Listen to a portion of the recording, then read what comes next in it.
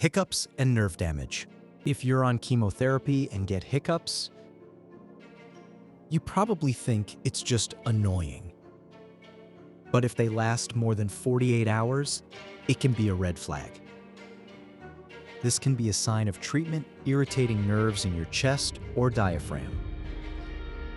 According to a fact check by Persly, the medical AI, this is a recognized neurologic side effect based on standard supportive care guidance.